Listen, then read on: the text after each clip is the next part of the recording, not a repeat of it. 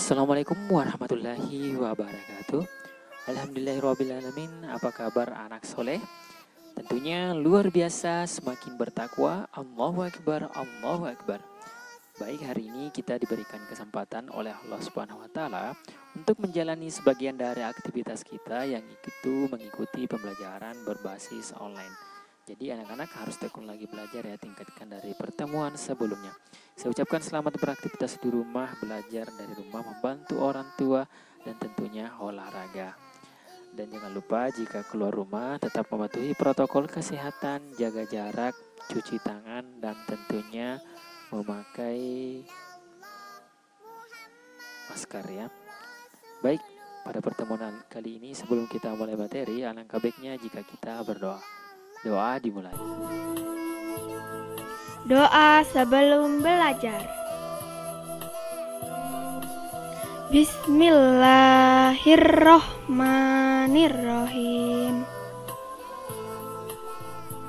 Rabbi zidni ilma warzuqni fahma.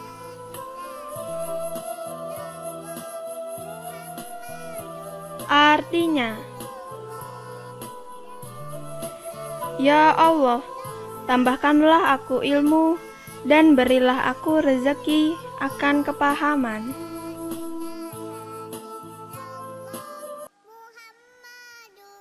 Nah, anak-anak sekalian, jadi kita berada di tema 1, pertumbuhan dan perkembangan makhluk hidup, dengan subtema 4 merupakan subtema yang terakhir, pertumbuhan dan perkembangan tumbuhan, dengan materi kombinasi gerakan lari dan lompat.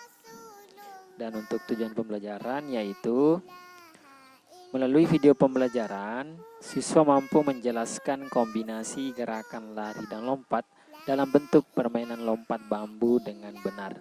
Nah, kemudian yang kedua, melalui video pembelajaran, siswa mampu melakukan kombinasi gerakan lari dan lompat dalam bentuk permainan lompat bambu dengan benar. Namun karena masih pembelajaran online, jadi untuk lompat bambunya kita alihkan ke lompat jauh.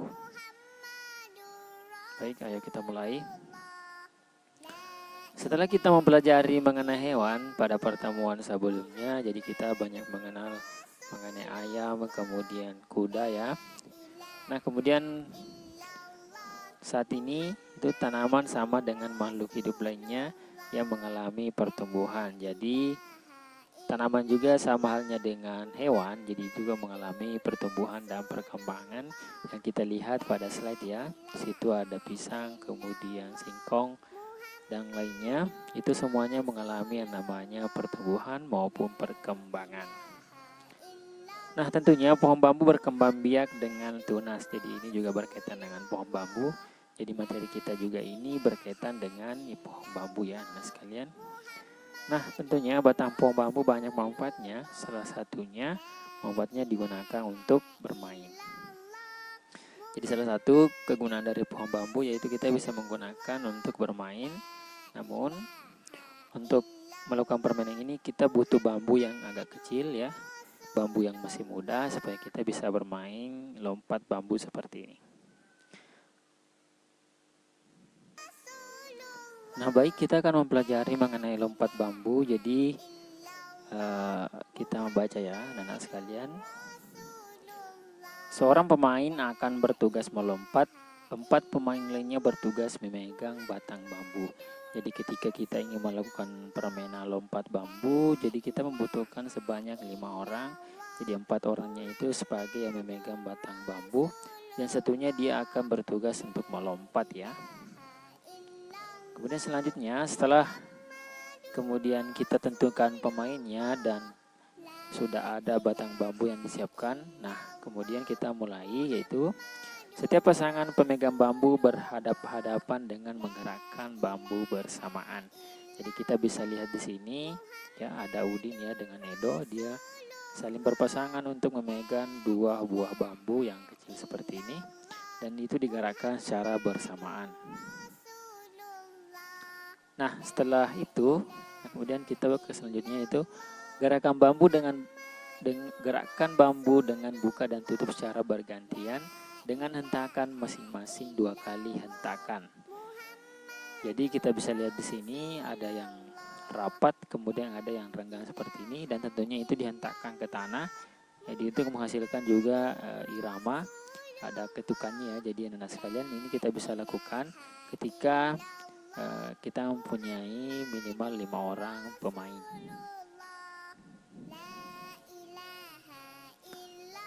Nah setelah itu, jadi kita bisa lihat lagi cara melakukannya itu.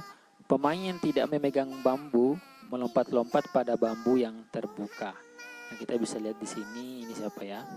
Nah ini kemudian melompat di yang terbuka. Jadi kalau ini tertutup, yang di tengah yang dipegang oleh Udin dengan Edo, nah itu tidak bisa lompat di tengahnya karena itu rapat. Nanti pada saat terbuka baru kita bisa masuk kaki kita ke situ.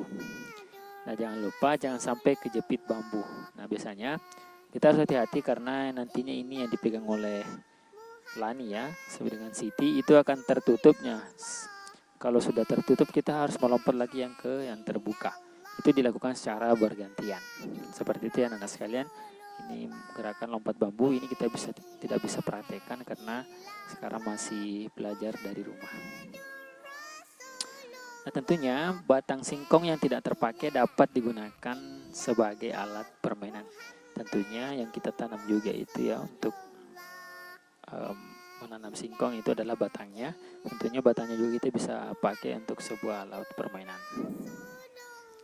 Nah seperti yang ada di gambar, jadi di sini Lani memegang sebuah batang singkong. Nah ini kegunaannya untuk mengukur lompatan yang akan dilakukan oleh Udin ya.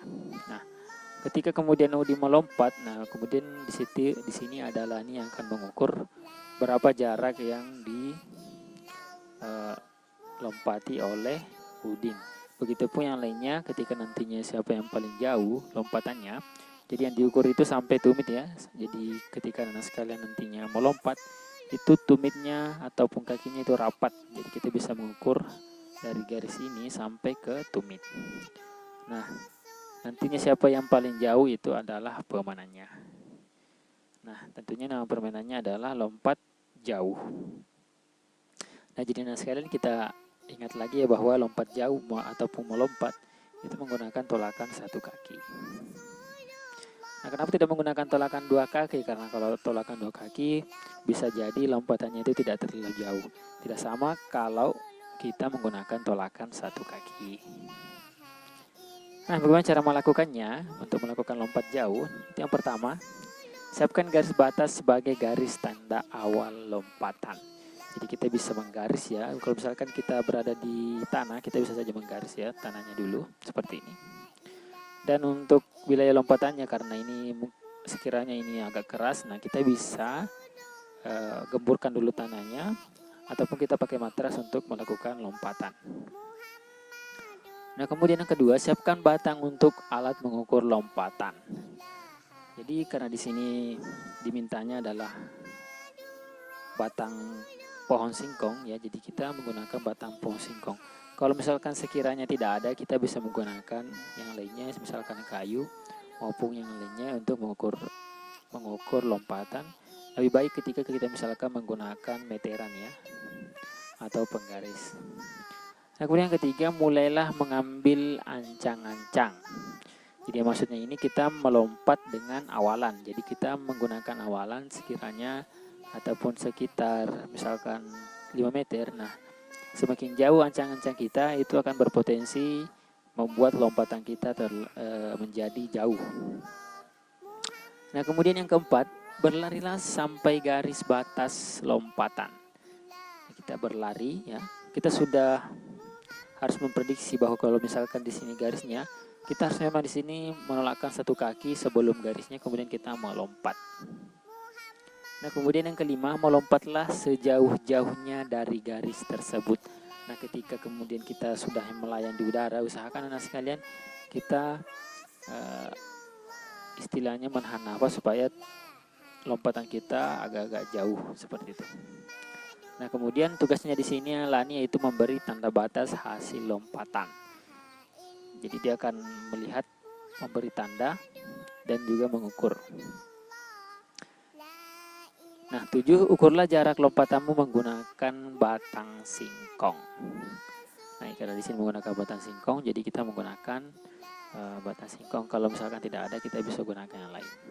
Kemudian 8, urutkan temamu dari yang paling jauh lompatannya. Jadi kita bisa mengurutkan nomor 1, nomor 2 sampai nomor 3. Siapa yang jauh lompatannya, itulah yang menjadi pemenang dalam lompat jauh kali ini. Ya seperti itu anak-anak sekalian. Jadi saya rasa karena ini yang dipraktikkan di rumah, saya rasa kalian sudah memahami bagaimana cara melakukan lompat jauh. Baik, ayo kita lakukan di rumah. Jangan lupa pemanasan dulu. Lari, lompat. Ya, saya rasa sudah benar anak sekalian cara melompatnya. Jadi usahakan kalau misalkan sudah mendarat itu dia berdiam dulu supaya kita bisa melihat jarak lompatannya.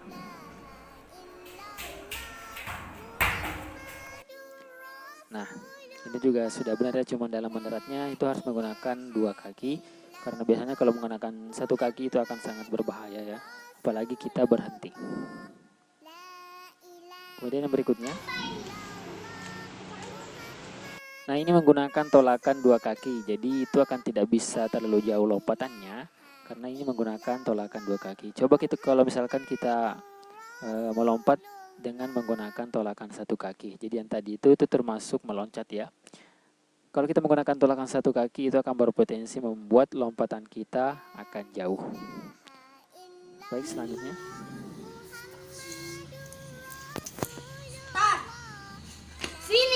Nah ini juga dikategorikan sebagai meloncat karena menggunakan tolakan 2 kaki.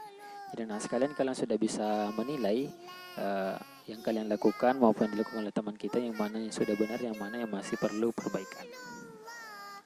Kemudian berikutnya, nah ini sudah menggunakan, nah ini juga masih bisa dikatakan keliru ya karena menggunakan tolakan 2 kaki. Jadi menghasilkan ya, jadi lompatannya itu tidak terlalu jauh. Kemudian yang berikutnya, nah kalau ini sudah benar ya, menggunakan tolakan 1 kaki. Ini yang berikutnya.